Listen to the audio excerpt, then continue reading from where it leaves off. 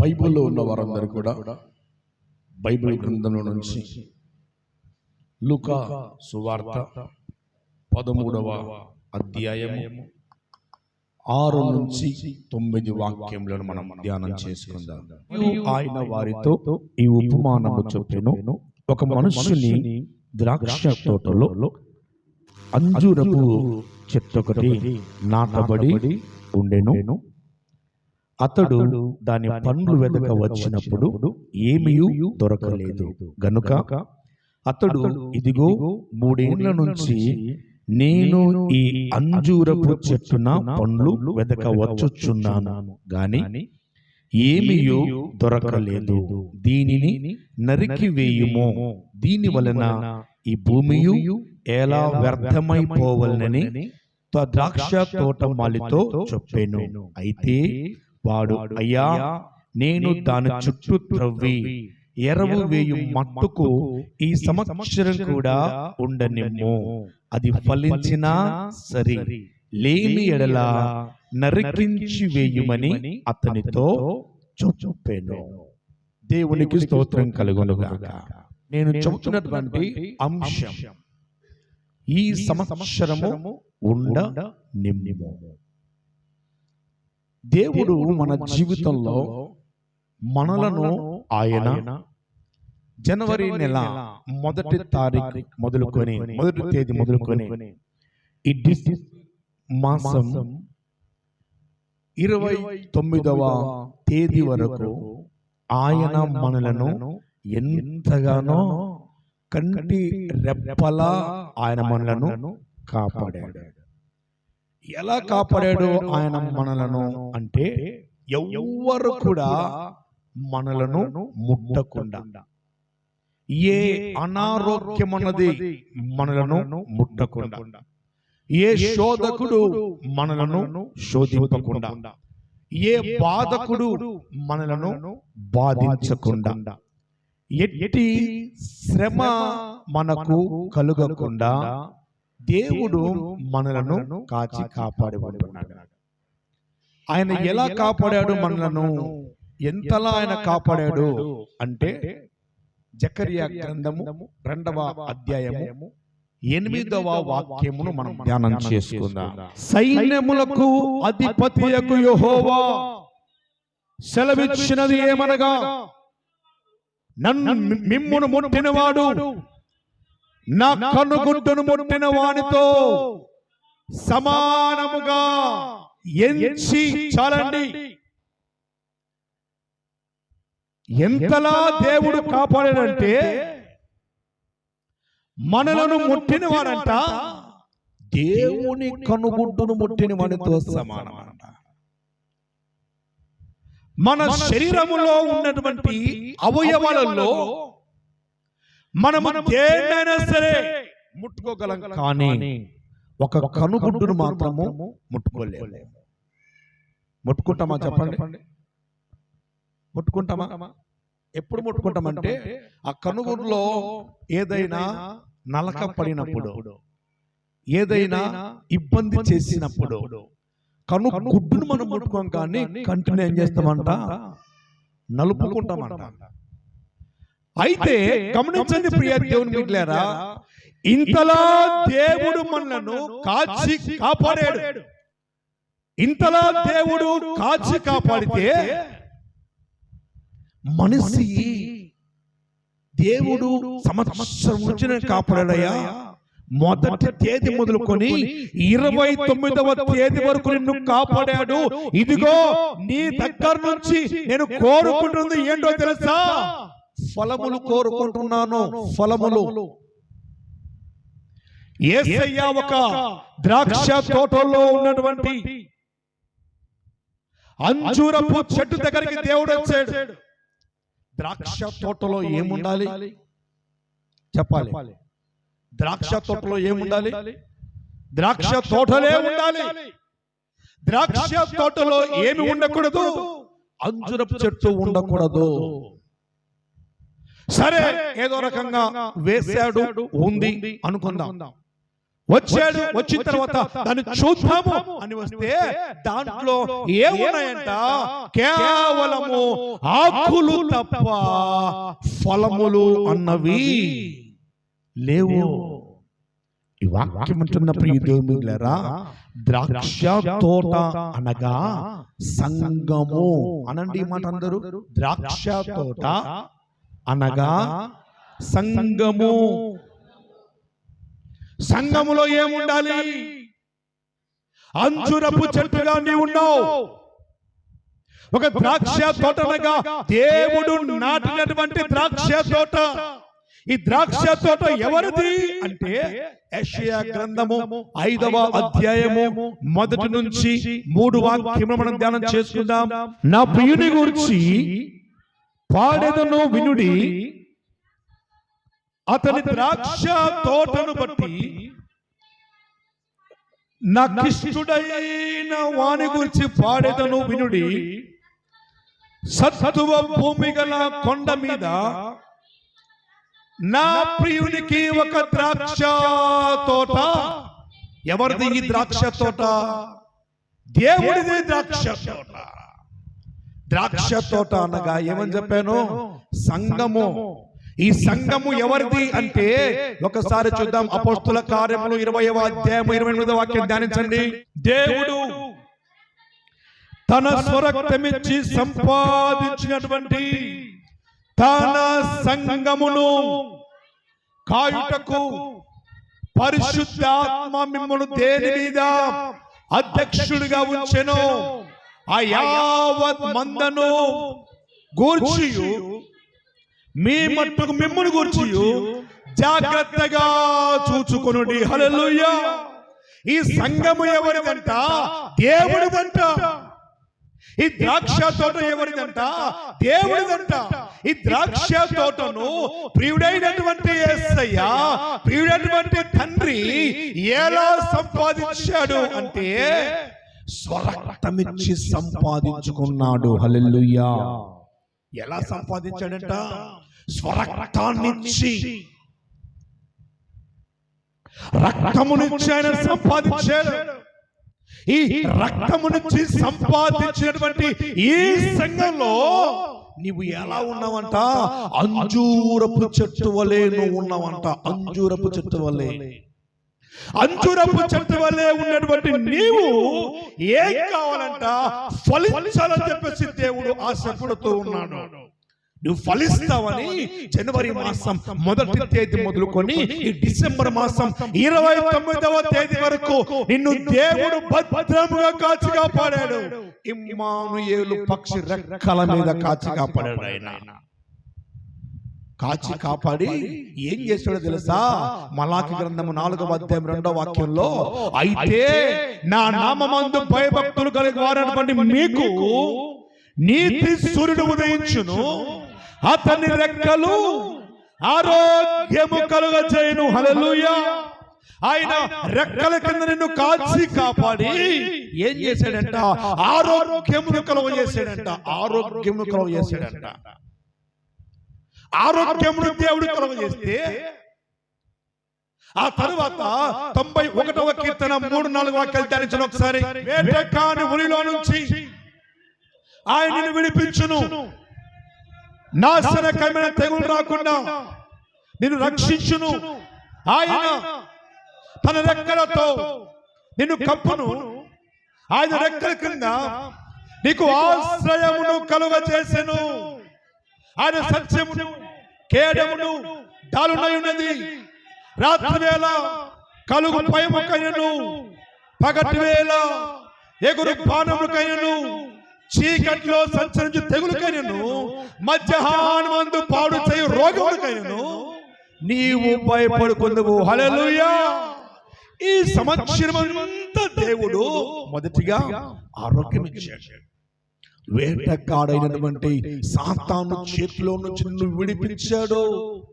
సాతాను కబంధ హస్తాలకు నిన్ను అప్పగించకుండా నాశనకరమైనటువంటి తెగులు మరలా నీ మీదకి రాకుండా 2020 సంవత్సరంలో వచ్చినటువంటి తెగులు 2020 సంవత్సరంలో వచ్చినటువంటి వైరస్ మరలా రాకుండా ఆయన కాచి కాపాడి నా కుమారుడా నా కుమార్తె నీవు ఫలించాలమ్మా. నీ యందు నేను ఫలములు కోరుకుంటున్నాను. నీవు అభివృద్ధి పొందాలి. నీ యందు నేను ఫలములు కోరుకుంటున్నాను. ఈ ఫలములు ఏవి అని దేవుడు అడిగినప్పుడు నీ దగ్గర ఫలములు ఉన్నాయా? ఏ ఫలములను ఫలించావు? ప్రేమ అనే ఫలం ఫలించావా? సంతోషం అనే ఫలాన్ని ఫలించావా? సమాధానం అనే ఫలం ఉందా? దీర్ఘశాంతం అనే ఫలాన్ని ఫలిస్తున్నావా? దయాళుత్వం అనే ఫలం ఉందా? మంచితనం అనే ఫలం ఉందా? విశ్వాసం అనే ఫలం ఉందా? సాత్వికం అనే ఫలం ఉందా? ఆశా నిగ్రహం అనే ఫలం ఉందా? ఈ ఫలాలు ఏవి కూడా ఫలించకుండా ఈ రాత్రి ఈ ఉదయకాలంలో దేవుడు వచ్చి అడుగుతా ఉన్నాడు. ఆ ద్రాక్ష తోటలో ఉన్నటువంటి అంజూరపు చెట్టు దగ్గరకు వచ్చేసి అడిగాడు. అడిగితే అయ్యా ఏ ఫలము లేదయ్యా, దేవుని కొరకు ఒక్క ఫలము కూడా నేను ఫలించలేదయ్యా. మరి ఏం చేసావు? ఈ యొక్క 366 రోజుల్లో 364 రోజులు నువ్వు ఏం చేసావయ్యా అంటే, నా కొరకు, నా భార్య కొరకు, నా పిల్లల కొరకు, నా కుటుంబం కొరకు, నా యొక్క ఇదిగో అప్పుల వారి కొరకు, నా కుటుంబ సమస్యల కొరకు, ఆ తర్వాత నా కుటుంబ పోషణ కొరకు, దీని కొరకు మాత్రమే నేను ఈ విధంగా నేను అన్ని చేశాను. సంపాదించుకోవడానికి ఇదిగో నా రక్తాన్ని చెమటగా మార్చుకొని సమస్తానికి నేను చేసుకున్నాను. కానీ నా కొరకు ఏం చేసావని దేవుడి ఉదయకాలం నేను క్వశ్చన్ చేస్తా ఉన్నాడు. నా కొరకు నువ్వు ఏం చేసావు? ఇదిగో ఇది ఏమీ చేయలేదు కనుక దీన్ని నరికివేయి, ఇది పనికిరాదు. అప్పుడు తోటమాలి నేను దాని చుట్టూ త్రవ్వి ఎరువు వేయమట్టుకు ఈ సంవత్సరం కూడా ఉండనిమ్మయ్యా, ఈ సంవత్సరం కూడా ఉండనిమ్మయ్యా, ఈ సంవత్సరం కూడా ఉండనిమ్మయ్యా. 364 రోజులు ఎరువు వేస్తూనే ఉన్నాను. 364 రోజులు ఇదిగో పాదులు చేస్తూనే ఉన్నానయ్యా. అయినా కూడా ఈ యొక్క చెట్టు అనగా ఈ విశ్వాసి ఫలించట్లేదు. 364 రోజులు 65 రోజులు నేను ప్రతిరోజు కూడా ఎరువు వేస్తూనే ఉన్నానయ్యా. వాక్యమనే ఎరువు వేస్తున్నాను. రోజు వాక్యాన్ని బోధించే శక్తి లేకపోయినప్పటికీ, రోజు ఆరాధన చేసుకునే శక్తి లేకపోయినప్పటికీ, రోజు ఇదిగో అందరు కూడా కూడుకొని ఆరాధన చేసుకునేటువంటి అవకాశం లేకపోయినప్పటికీ, ఇదిగో ప్రభువా ప్రజెంట్ మీరు మాకు ఇచ్చినటువంటి ఒక సదుపాయాలు, అవకాశాలు ఏంటో తెలుసా? వాట్సాప్ ద్వారా, యూట్యూబ్ ద్వారా, ఫేస్బుక్ ద్వారా ప్రతిరోజు కూడా విశ్వాసులకు కనెక్ట్ గానే ఉండు. ఈ రోజు ఇది దేవుడి వాగ్దానం అని వాగ్దానం వచ్చిన వెంటనే ఎంతమంది వాగ్దానం బట్టి ప్రార్థన చేసుకుంటున్నారు? ఆ వాక్యంలో బలపడతారని చెప్పేసి ఎంతగానో ప్రయత్నాలు చేస్తున్నా కూడా ఏం లేదంట, ఫలము లేదు కనుక దీన్ని ఏం చేయాలి? నరికివేయి. దేవుడు అడుగుతున్న ప్రశ్నే నరికివేయి. తోటమాలి ఏం చేశాడు తెలుసా? బతిమాలుతున్నాడు. అయ్యా నేను దాని చుట్టూ మరలా త్రవ్వుతున్నయ్యా. ఇది ఒక్క అవకాశం అయ్యా, ఒక్క సంవత్సరం అవకాశం అయ్యా.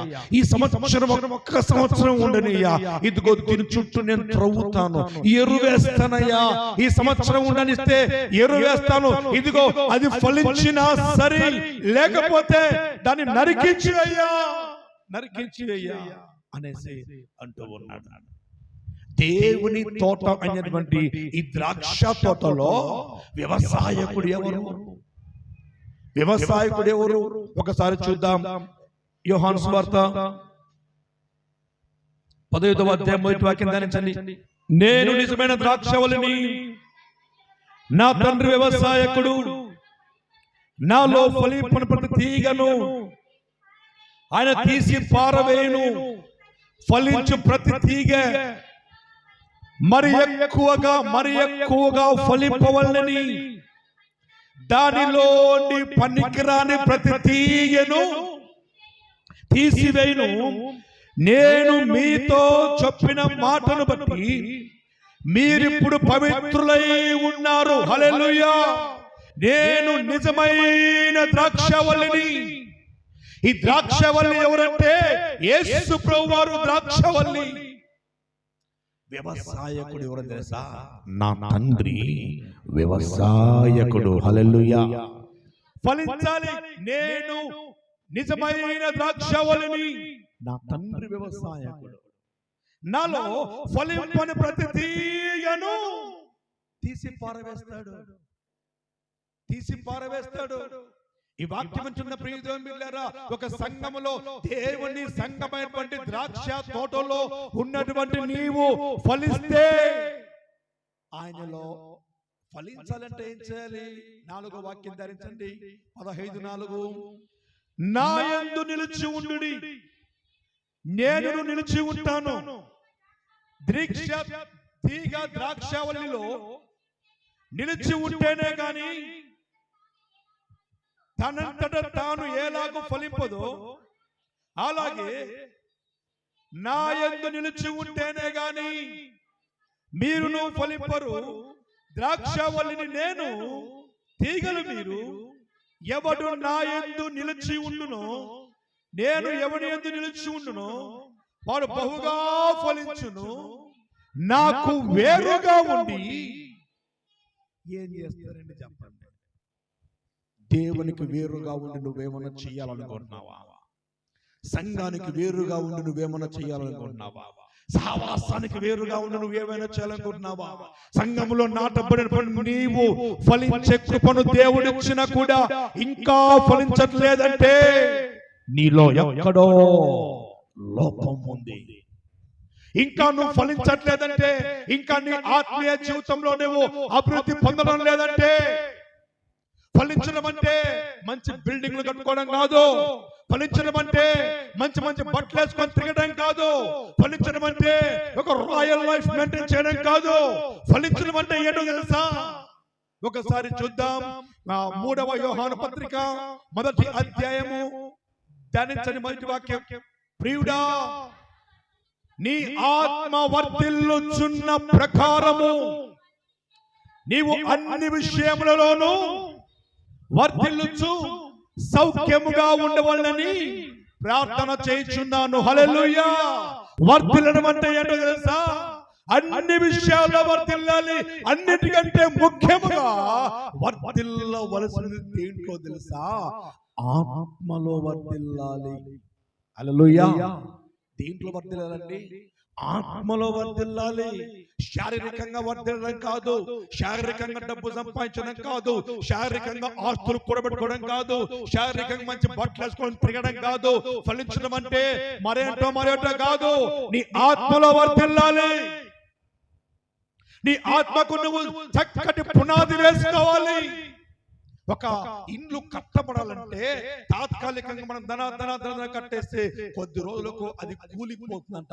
ఎందుకు అంటే దానిలో ఏం లేదంట, పునాది అన్నది ఏ విధంగా సరిగ్గా ఉండదో అలాగే నీ ఆత్మీయతలో కూడా నీవు వర్ధిల్లాలంటే నీ ఆత్మలో పునాదిను గట్టిగా వేసుకోవాలి. నీ పునాదిను గట్టిగా వేసుకోవాలంటే ఎవరిలో అంటు కట్టబడి ఉండాలి, ఎవరిలో నాటబడి ఉండాలి, ఎవరికి కనెక్షన్ అయి ఉండాలంటే దేవుడు యేసయ్య మాట్లాడుతున్న మాట ఏంటంటే, ఇదిగో నా యందు ఎవరు నిలిచి ఉంటారో నేను వారి యందు నిలిచి ఉంటాడు. నా యందు నిలిచి ఉన్నవాడు బహుగా ఫలిస్తాడు. నువ్వు దేవునిలో నిలబడకుండా దేవుడికి వేరుగా ఉండి అది చేస్తా ఇది చేస్తా అలా ఉంటా ఎలా ఉంటాయి, ఎలా ఎన్ని కోట్లు సంపాదిస్తాయి, ఎలా నీవు ఫలించాలంటే దేవుడు కోరుకుంటున్నది ఒకటే. ఏమన్నా తెలుసా? నీవు నాలో అంటు కట్టబడి ఉండాలి. మరి మనిషి ఎలా ఉన్నాడు? ఎలా ఉంది మనిషి జీవితం అంటే ఒకసారి చూద్దాం. హెబ్రీ రాసిన పత్రిక 6వ అధ్యాయము 4, 5, 6 వాక్యాలు ధరించండి. ఒకసారి వెలిగింపబడి పరలోక సంబంధమైన వరము రుచి చూచి పరిశుద్ధాత్మలో పాలివారై దేవుని దివ్యవాక్యమును రాబోవు యుగ సంబంధమైన శక్తుల ప్రభావమును అనుభవించిన తరువాత తప్పిపోయిన వారు తమ విషయములో దేవుని కుమారుని మరలా సిలువ వేయచ్చు బాహాటముగా ఆయనను అవమానపరుచున్నారు కనుక మారు మనస్సు పొందినట్లు అట్టి వారిని మరలా నూతన పరచుట అసాధ్యము. హల్లెలూయా. కారణం ఏంటంటే ఒకసారి వెలిగించబడి పరలోక సంబంధమైన వెలుగును రుచి చూచాడు, మరలా ఏమయ్యాడు? పడిపోయాడు. మరలా ఏమయ్యాడు? ఆత్మీయతను కోల్పోయాడు. అయితే యేసయ్య పలుకుతున్న ఒక మాట మత్తయి సువార్త 3వ అధ్యాయం 10వ వాక్యంలో ఆయన మాట్లాడుతున్నాడు. ఇప్పుడే గొడ్డలి చెట్టు వేరున ఉంచబడి ఉన్నది కనుక మంచి ఫలమును ఫలింపని ప్రతి చెట్టును నరకబడి అగ్నిలో వేయబడి ఉంది. హల్లెలూయా. నీవు ఫలించే ఫలము ఎలా ఉండాలంట? మంచి ఫలమును ఫలించండి. మంచి ఫలము ఫలించకపోతే ఆ చెట్టును నేను ఏం చేస్తాను? నరికి వేస్తాను. వెలిగించబడ్డావు దేవుని కొరకు, ఆత్మీయతలో వర్ధిల్లుతున్నావు. ఆత్మీయతలో వర్ధిల్లుతున్న నీవు ఎలా ఉండాలో తెలుసా? ప్రతి నిత్యము కూడా దేవుని కొరకు వెలుగుతూనే ఉండాలి. హల్లెలూయా. వెలుగుతూనే ఉండాలి. ఎన్ని శ్రమలు నీ జీవితంలో సంభవించిన కూడా, ఎన్ని బాధలు నీ జీవితంలో సంభవించిన కూడా, ఇదిగో నేను అంటు కట్టబడింది ఎవరిలో? దేవుడిలో అంటు కట్టబడ్డాను, దేవుడిలో నాటబడ్డాను. ఆయన ద్రాక్షవల్లి, నేను తీగను. నా తండ్రి వ్యవసాయకుడు, వ్యవసాయం చేసేవాడు నా దేవుడు. ఇదిగో నా దేవుడు చేస్తున్నటువంటి ఈ వ్యవసాయంలో నేను ఏం చేయాలి? ఫలించాలి, అభివృద్ధి పొందాలి. ఫలించకపోతే, అభివృద్ధి పొందకపోతే, ఇదిగో ఆయన అంటున్న మాట ఏంటో తెలుసా? ఇప్పుడే గొడ్డలి చెట్టు వేరున పెట్టబడి ఉంది, ఎప్పుడైనా సరే నేను కొట్టి వేస్తాను, జాగ్రత్త. అందుకు ఆ తోటమాలి ఏమంటున్నాడు? ఒకసారి చూద్దాం. లూకాసు సువార్త 13:8 ధ్యానించండి. అయితే వాడు, అయ్యా నేను దాని చుట్టూ త్రవ్వి ఎరువు వేయ మట్టుకు ఈ సంవత్సరం కూడా ఒక అవకాశం ఇచ్చాడు. ఈ ఉదయకాలంలో దేవునికి మరొక అవకాశాన్ని ఇస్తూ ఉన్నాడు. ఒక అవకాశం దేవుడు ఇస్తా ఉన్నాడు. దేని కొరకు తెలుసా? ఫలిస్తావని. నీవు ఫలిస్తావని దేవునికి ఒక అవకాశం ఇస్తున్నాడు. నువ్వు ఫలిస్తావు బిడ్డ. ఇందాక దైవజనురాలు చెప్పిన వాక్యంలో ఒక వ్యక్తికి ఒక వివాహం చేసుకున్నాడు. వివాహం చేసుకున్న తర్వాత భార్య చాలా అందంగా ఉంది. అందంగా ఉన్నటువంటి ఆ భార్య వివాహం చేసుకున్న దగ్గర 15 సంవత్సరాలు అయింది. వివాహం చేసుకున్నాడు, కానీ ఆమెకి ఏం లేదు, సంతానం. గర్భం ఏమైంది? మొదటి సమయ గ్రంథం 1వ అధ్యాయం 6వ వాక్యం ధ్యానించండి. యెహోవా ఆమెకు సంతు లేకుండా చేసిన హేతువును బట్టి ఆమె వైరియగు పెనిన్న విసిగించులకై ఆమెకు కోపం పుట్టించుచూ వచ్చెను. చాలు. వివాహమై 10 సంవత్సరాలైంది, 15 సంవత్సరాలైంది, సంతానం లేకపోగా భర్తకు తల్లిదండ్రులు ఏం చేశారంట? మరొక పెళ్లి చేశారంట, మరొక వివాహాన్ని చేశారంట. వివాహాన్ని చేస్తే అప్పుడు పెళ్లి చేసినటువంటి సంవత్సరానికే ఆమెకు 2 పిల్లలు అయినారు. ఎవరికి? పెనిన్నాకు.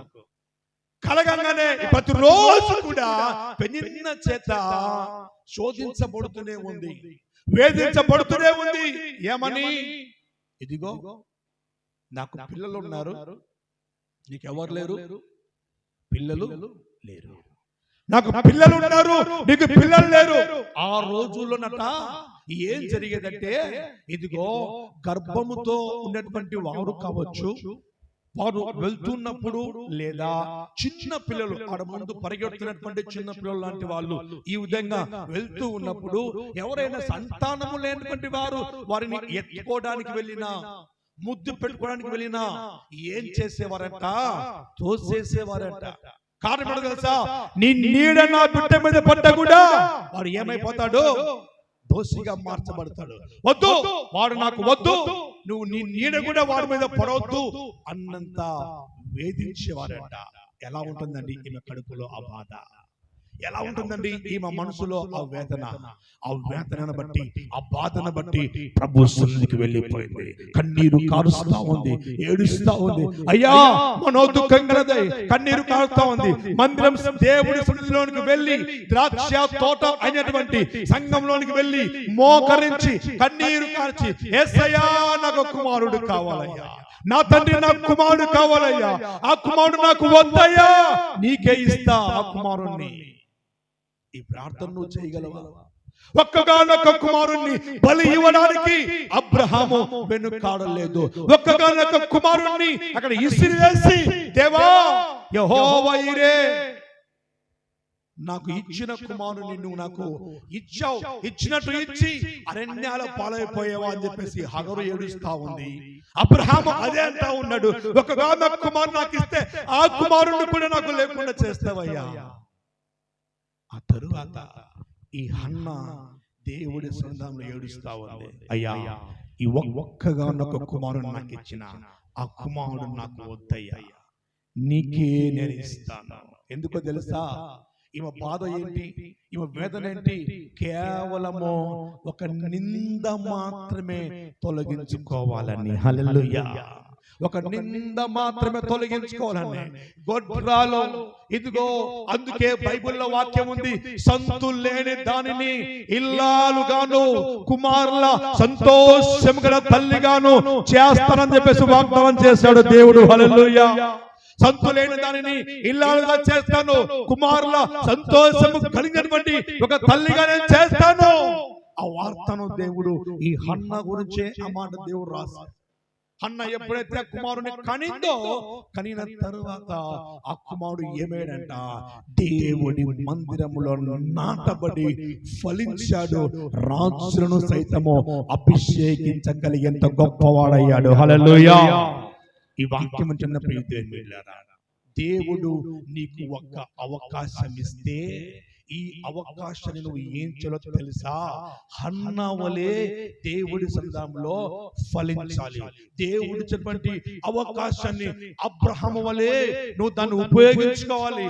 దేవుడు నీకు ఇటువంటి అవకాశాన్ని హగరు వలె నువ్వు ఉపయోగించుకోవాలి.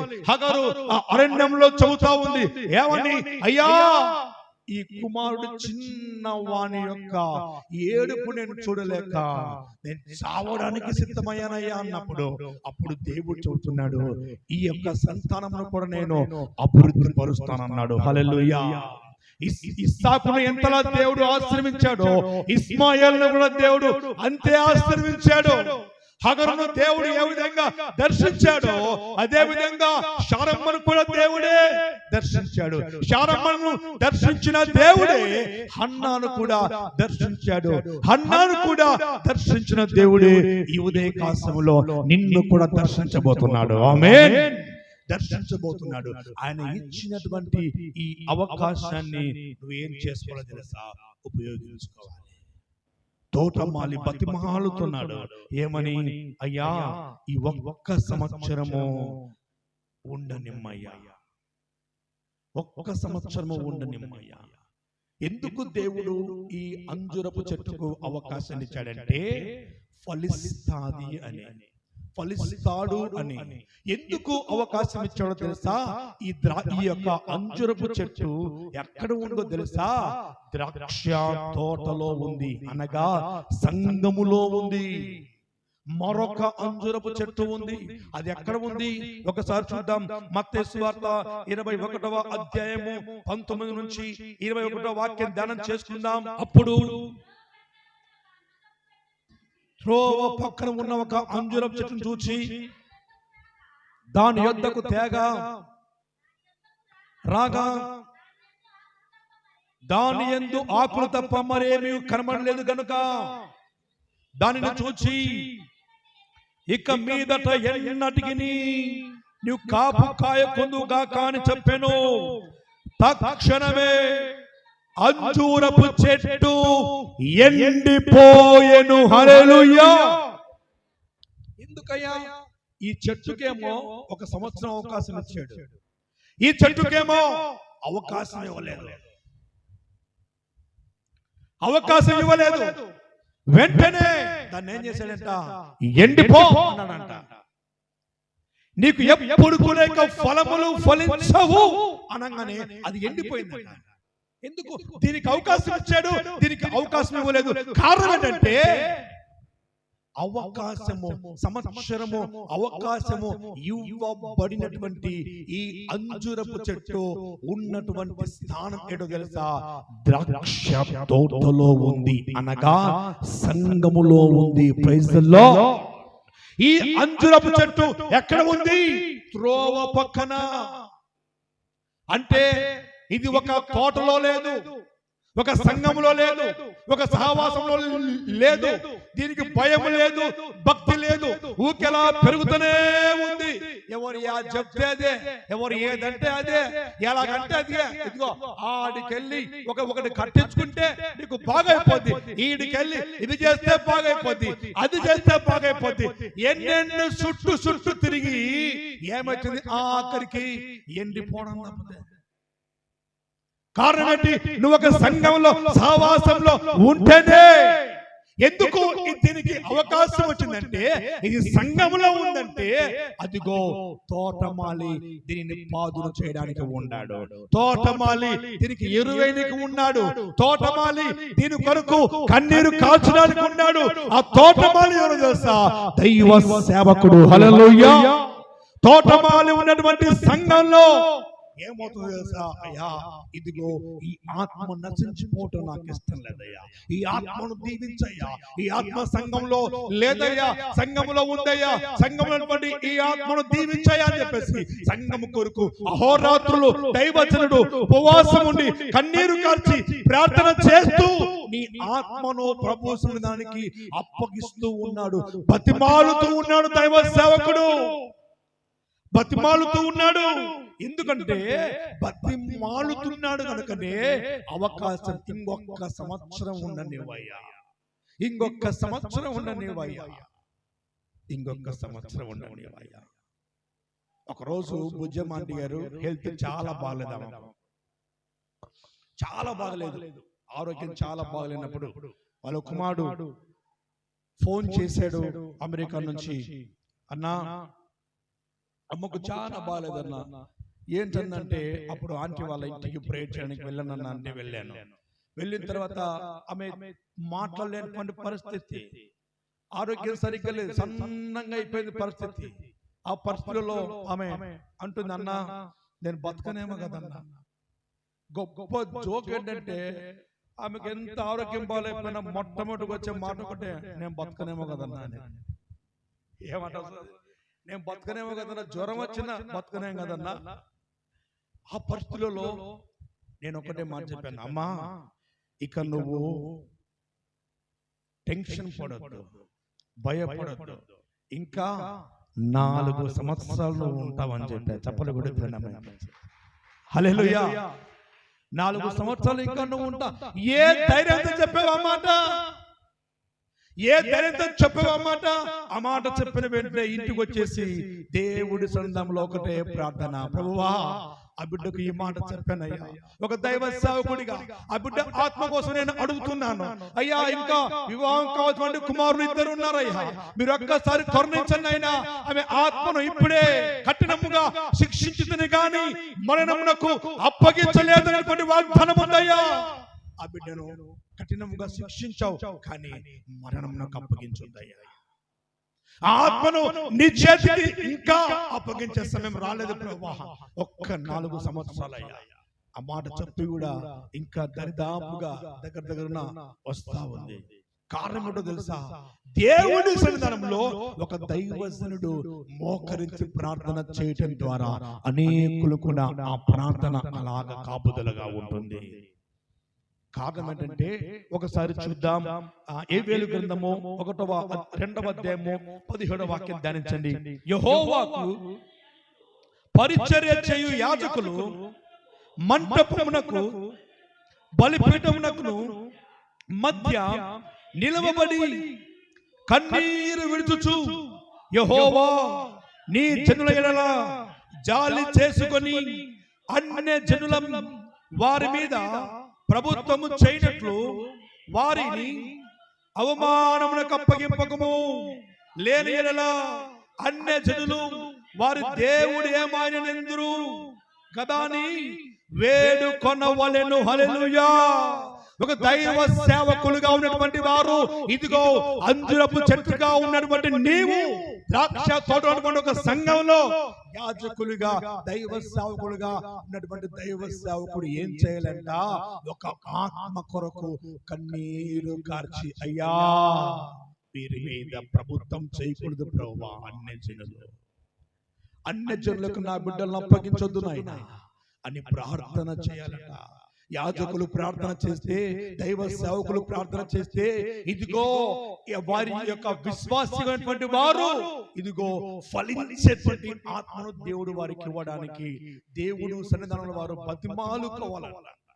ఎలా అంటే, ఒకానొక రోజు ఇశ్రాయేలు ప్రజలు భయంకరంగా దేవుడికి విరోధంగా పాపము చేసినప్పుడు, విరోధంగా పాపం అంటే దేవుణ్ణి కాదని ఒక విగ్రహమును తయారు చేసుకొని వారు పూజించి ఉన్నప్పుడు 3000 మంది హతమయ్యారు. హతమైన తర్వాత తండ్రి అయినటువంటి దేవుడు ఒకటే చెబుతా ఉన్నాడు, నేను ఈ ప్రజలందరినీ నాశనం చేస్తాను మోసే, నిన్నును నీ కుటుంబాన్ని నేను ఆశీర్వదిస్తాను, గొప్ప జనముగా చేస్తాను. ఈ మాట చెప్పినప్పుడు మోసే గారు ఏమనాలి చూద్దాం ఒకసారి. నిర్గమకాండము 32వ అధ్యాయము 10 నుంచి 14 వాక్యాలు ధ్యానించండి. కావున నీవు ఊరకుండము, నా కోపము వారి మీద మండును, నేను వారిని కాల్చివేసి నిన్ను గొప్ప జనముగా చేసేదనని మోసేతో చెప్పగా. అక్కడ ఒక్క నిమిషం ఆగమ్మా. ఎవరు చెబుతున్నారు ఈ మాట? మోషే. ఎవరికి చెబుతున్నారు ఈ మాట? దేవుడికే చెబుతా ఉన్నాడు. చూసావా? దేవుడికి మనిషికి మధ్య సంబంధం ఎలా ఉండాలంటే, ఒక తండ్రి కొడుకు, ఒక తండ్రి కూతురు సంబంధం వలె ఉండాలి. హల్లెలూయా. మోసే దేవుడికి చెబుతా ఉన్నాడు, అయ్యా నీ కోపం వారి మీద మండితే అరణ్యంలో నుంచి వారిని తీసుకొని పోయి, ఐగుప్తులో నుంచి తీసుకొని పోయి వారిని అరణ్యంలో చంపేశారని చెప్పేసి వాళ్ళు అనుకోరా? అనుకుంటారు. ఒక్కసారి సంతాపపడు, పశ్చాత్తాపడు. ఎందుకోసం తెలుసా? అరే మిమ్మల్ని ఇంతలా చేసి ఒక తండ్రి అంట తన కొడుకు తండ్రి మాట విన్నప్పుడు, ఆ యొక్క తల్లి మాట విన్నప్పుడు, కొడుకు ఇబ్బందికరంగా ఉన్నప్పుడు లేదా కూతురు ఇబ్బందికరంగా ఉన్నప్పుడు, వారిని బాధ పెట్టినప్పుడు అనే ఒకే ఒక మాట ఏమన్నా తెలుసా? నాకు కావాల్సిందే లేదు, మిమ్మల్ని కని పెంచి పెద్ద చేసి పోషించి ఇంతలా పెంచి పెద్ద చేసి ఈ స్థాయిలో పెట్టినందుకు నాకు కావాల్సిందేరా అనురా. అను ఎన్ని మాట్లాడాను అంటాడా? చెప్పండి అంటాడు. అనురా, నీది టైం ఏమైనా కానిలే. ఎందుకు? ఆ తండ్రి కడుపులో మంట, ఆ తండ్రే పశ్చాత్తాపడతాడంట. ఎందుకోసం అంటే వీడిని కనినటువంటి విధానాన్ని బట్టి, వీడిని కని పెంచినటువంటి విధానం బట్టి ఆ తండ్రి బాధపడుతున్నాడు. అయితే మోసే కూడా దేవుడితో ఇదే చెబుతున్నాడు, నా తండ్రి దేవా నేను బతిమాలుకుంటానయ్యా, వారిని నాశనం చేస్తా అని చెప్పేసి అనొద్దు ప్రభువా, వారిని అంతం చేస్తా అని చెప్పేసి అనొద్దు ప్రభువా. వారి పక్షాన పశ్చాత్తాపడయ్యా, వారి పక్షాన సంతాపపడయ్యా, వారిని జ్ఞాపకం చేసుకుని ప్రభువా. ఒక్కసారి వారు నీ ప్రజలయ్యా, నువ్వు పిలిస్తే వాళ్ళు వచ్చారయ్యా, నువ్వు పేరు పెట్టి పిలిస్తే వాళ్ళు వచ్చారయ్యా, నీ ప్రజలయ్యా. ఒక్కసారి జ్ఞాపకం చేసుకో ప్రభువా. వీళ్ళ ముఖం చూసి కాదు ప్రభు నువ్వు వారిని క్షమించాల్సింది, వీళ్ళ ముఖం చూసి కాదు వారిని కరుణించాల్సింది. ఎవరి ముఖం చూడాలి? అబ్రహాము, ఇస్సాకు, యాకోబులను వారికి నువ్వు ఏం చేసావో తెలుసా? ప్రమాణం చేసావు. వారిని జ్ఞాపకం చేసుకో. నీవు వారితో ఆకాశ నక్షత్రముల వలె మీ సంతానమును అభివృద్ధి చేసి నేను చెప్పిన ఈ సమస్త భూమిని మీ సంతానములకు ఇచ్చేదనని వారు నిరంతరము దానికి హక్కుదారులు అగుదురని నీవు వారి తోడని ప్రమాణము చేసి, నీ తోడనే ప్రమాణం చేసి వాదిని మర్చిపోయినావేమో.